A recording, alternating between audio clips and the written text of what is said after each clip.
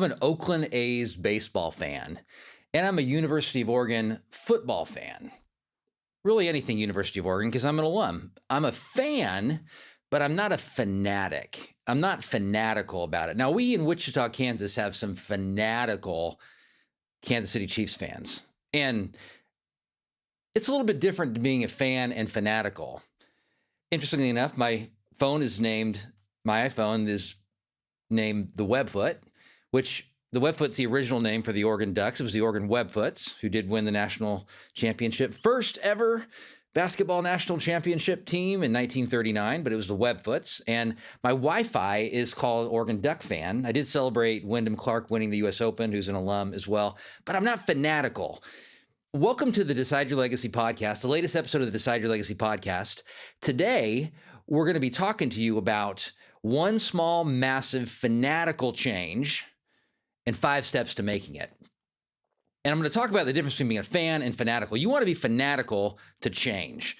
If you found this podcast helpful, subscribe so you'll never miss another podcast episode. And if you've ever gotten anything out of the Decide Your Legacy podcast, pull out your phone, take 15 seconds, give us a rating and review on Apple, Google, Spotify, wherever you get your podcast content. Hundreds of you are listening to this episode who have never given it a review. It helps the podcast to grow organically because it shows up in people's feeds on those platforms so it can reach and help more people. Something uncomfortable I did recently, and I share this with you because I want to challenge you to do uncomfortable things. Nothing is more important, not much is more important to good mental health than facing your fears, and not much is more damaging than playing it safe. So what I did is I owed a few people some money. And they may have thought I even forgot about it, but I paid off some debts that I had to people that I promised to get a project done by a certain date. And so that was something I didn't want to do, but I knew it was the right thing to do. And I went ahead and did it. And that was uncomfortable. I reached out to somebody that I didn't treat well a year ago, and I apologized. That was uncomfortable. I'm Adam Gragg. I'm your host. I'm a legacy coach, speaker, mental health professional for almost 25 years. And I talk about stuff that you can describe to your 6-year-old child, and they're going to actually grasp the concepts.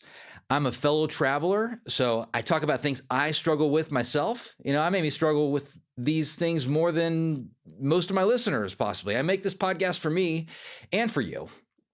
And I challenge you to listen, not just as a student, but as a teacher. That you're going to teach some insight from today to somebody else in the next 24 hours. This is the podcast that you do, not just listen to. It's a podcast of action. So let's start with an action. What is one small, yet I say small, but small changes make massive changes over long term. We're talking about the long game. 2 years from now, something bigger, a longer vision. So what's a small change that you keep putting off? Something you know you really want, but you make excuses for not actually doing it. So maybe you want to work out more or lose weight or have new friends or less sugar, be more assertive. Maybe you want to be more encouraging or less defensive. What is something that you want? Less critical. Write that down right now or speak it into your phone. You can change. These small changes that we make, they have a huge impact on other changes that we make in our lives. They're small, yet they're massive because you think long-term, 1% better is going to mean a significant improvement over 3 months, every day. And only compare yourself to the person you were yesterday, not other people, not what you think you should be doing, not improvements you think you should be making. Compare yourself to who you were yesterday.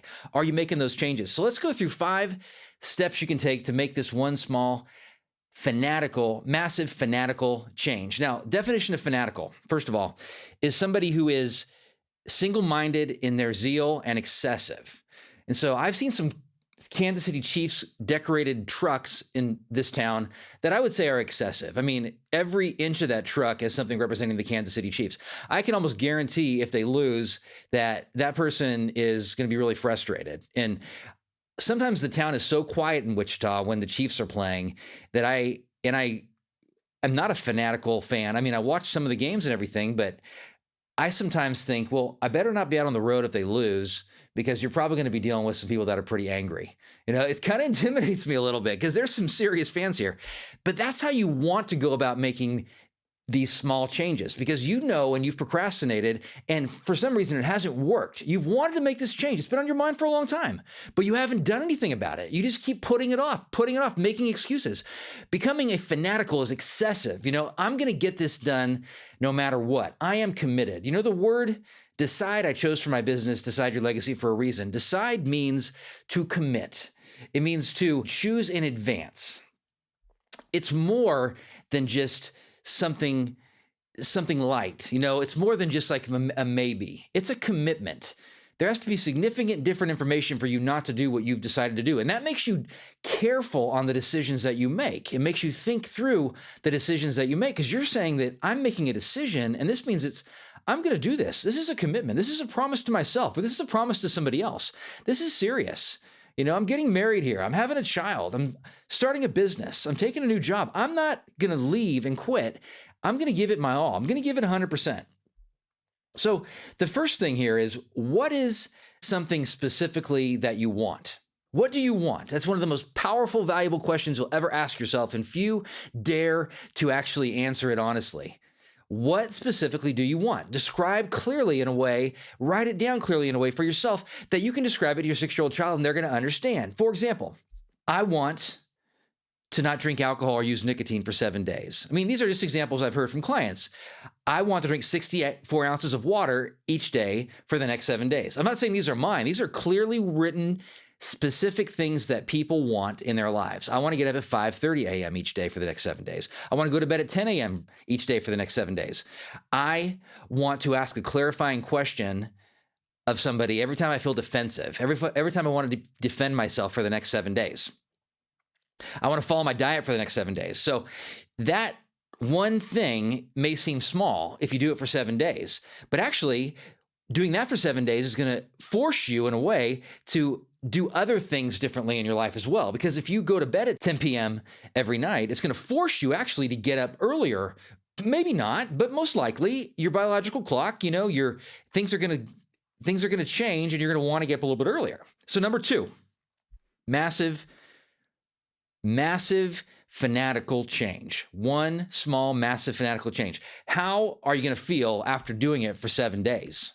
168 hours. My daughter Emerson told me on our trip to Italy, she said, "Dad, I love running because I love how I feel after I run, but I don't like the initial feeling when I run." Or she even expressed she really didn't enjoy running at all the whole time, but she just loves how she feels when she's done. And I know how she feels when she's done. She is happy, excited, feels good about herself. She glows. But she doesn't focus, or maybe she does more now. I believe she actually does more now. But if we focus on how we are going to feel after we achieve that goal, it's going to help us to be motivated towards doing that thing for 7 days straight. And that's what we're talking about here, doing something for 7 days straight. So you may want to give yourself a reward, but it's really interesting to me that most of our positive emotions that we feel are directly related to pursuing a goal consistently and doing something uncomfortable in our lives, taking a risk and actually doing it. Reflect on that for a second. Most of the positive emotions that you feel are a result of doing something uncomfortable and actually pursuing a goal in your life. How are you going to feel? I want you to focus on that and even write that down. How are you going to feel? Excited, happy, fun? Joyful? Energized? So if you found this podcast helpful so far, hit the link to Shatterproof Yourself, 7 small steps to take a giant leap in your mental health. You don't want to miss that, and you only will get that as a subscriber. Number 3, what are the biggest obstacles to you getting this done? And what is your plan to overcome those obstacles? So some of the biggest obstacles for people are a negative self-concept. In some fashion, they believe they're unlovable, helpless, or unworthy. And it's a worst outcome focused, often impacted by trauma in their past that they believe is going to repeat itself in their lives. So what are those obstacles for you? I had a client that was in a bad car accident and hadn't driven for 5 years, in her 40s. She hadn't driven but wanted to start driving. It was limiting her life. That was what she clearly wanted. What I did is I took her through some questions here because she was afraid. I asked her first, "What are you afraid of here?" And she was afraid of having a panic attack and freezing up or getting stuck in a store that she drove out to or being embarrassed in her life. And so I asked her, "Is it true?" And she said, "Well, it sure feels true." Then I asked her a second question, "Can I absolutely 100% know it's true?" She said, "No, I can't 100%. Maybe I could make it." "How does it benefit you to think this?" I asked her. And then she was able to see how it keeps her safe by not trying. "Who would you be How would you think, act, or feel if you didn't have that thought? And she was able to identify that she would probably train. I'm using the word train instead of try. Language is important. She'd probably train. She'd probably do it. Small incremental steps. And then what's a healthier perspective? I asked her, and she said that I could go to the store every day that's close to my house with a close friend for 7 days. I could see her light up. So what's the biggest obstacle for you? And then how are you going to overcome that obstacle? If it's getting up in the morning, maybe you get an alarm clock without a snooze button. I think that would be a good thing to have. So I don't know if they make those. I would imagine that they actually do. What do you need to do to overcome that obstacle? If you're going to make excuses, how are you going to replace that with focusing on, maybe it's focusing on how you're going to feel when you're done, or maybe it's focusing on how you've overcome certain things in the past. How are you going to do that? Maybe it's talking to a friend, calling a friend. That's the way you're going to overcome that biggest obstacle. Number 4, what's a trigger? We're talking about a good trigger here. So there's bad triggers that can happen emotionally, and we can make really stupid decisions when our emotions take over. We can cut corners, we can quit stuff, we can quit jobs, we can buy stuff that we can't afford. Those are all triggers that we end up engaging in that aren't really healthy. Positive triggers when something happens in your life and you have a specific response to that thing. You can call it an if-then plan. If this happens, then I'm going to do this. And so tie that to that thing you want to do for 7 days that you're committing to. So if it's a new day, I go to an AA meeting because I want to stop drinking.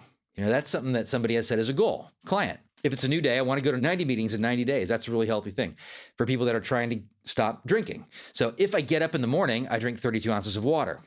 When I get up in the morning, I don't hit the snooze button. That can be a goal. So you have an if-then plan. And then the 5th thing is, who can support you? You don't want to keep these types of things secrets from your good friends. Let them know that you're doing this. It's going to take being vulnerable. It's going to take actually opening up and even sharing when you fail and starting over when you fail. And that's one thing I would encourage you to do, is if you're going to commit to 7 days doing something, is if you take 1 day off, you got to start back over at the very beginning. So there's no room for you to say, I can't do it today. We're not talking about maybe life-changing things. I mean, we are talking about life-changing things. We're not talking about life-altering things. It's not going to take you the whole day. Many of these actions, maybe you want to cut back on sugar, and it's simply going to be something that you have to spend some energy into your diet, but then you get off of it for 1 day. Well, you got to go back and redo those 7 days. Who can support you? So are there friends? Is there a business support group? Is there somebody that can hold you accountable? Can you tell your kids? Can you tell your spouse? Who are you going to talk to about it? We don't want to keep secrets when it comes to changing things in our lives. Don't let shame, don't let fear keep you from telling those people that will support you. Certainly be wise. Don't tell it to unsafe people, but share it with somebody. Share it with some different people. So let's go ahead and recap these actions.